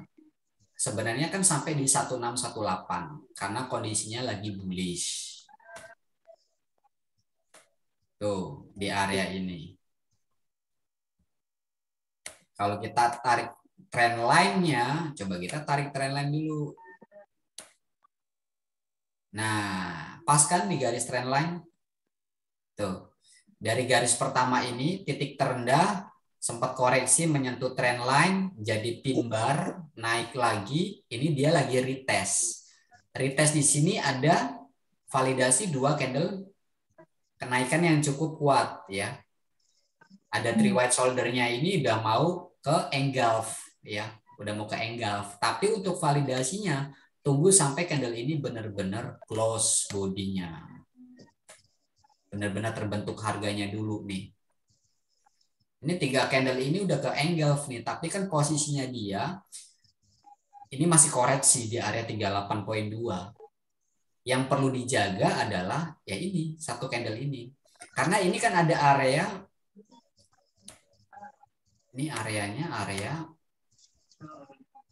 bearish continuation kan ini. Drop base dropnya di sini. Dia turun, drop base drop, turun lagi, drop base drop. Nah, ini kita tinggal tunggu nih validasinya dari sini.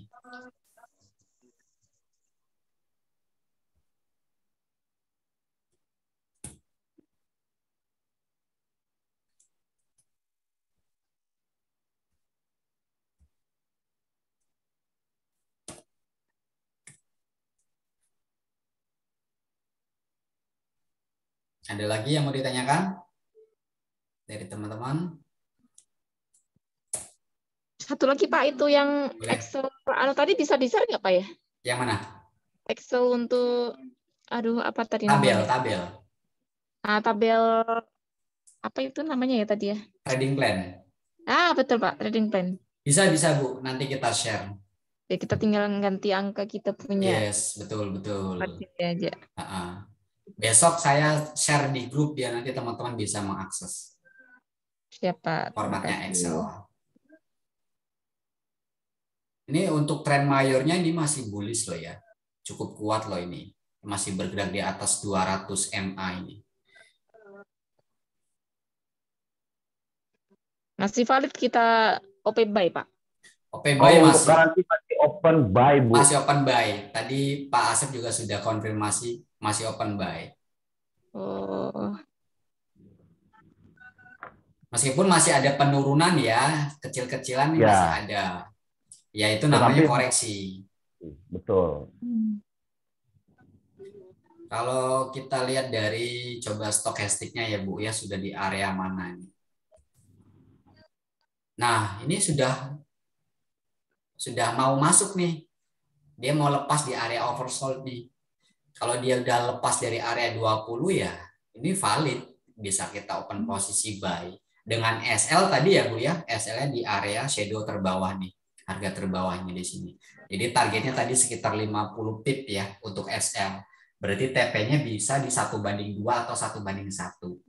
Ya kalau teman-teman nggak mau pakai TP, SL-nya dipasang, begitu sudah tercapai di 1%, amankan dulu 50%-nya. Misalkan targetnya 50 pip ya.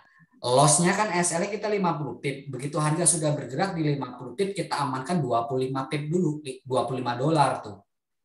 Karena targetnya kita kan 1:2 ya.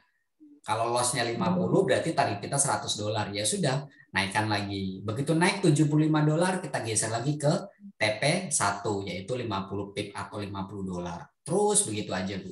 Sampai tercapai di area 161.8. Itu sudah target utamanya dia di situ. Nanti akan ada koreksi yang cukup panjang untuk melanjutkan kalau memang trennya kuat untuk naik.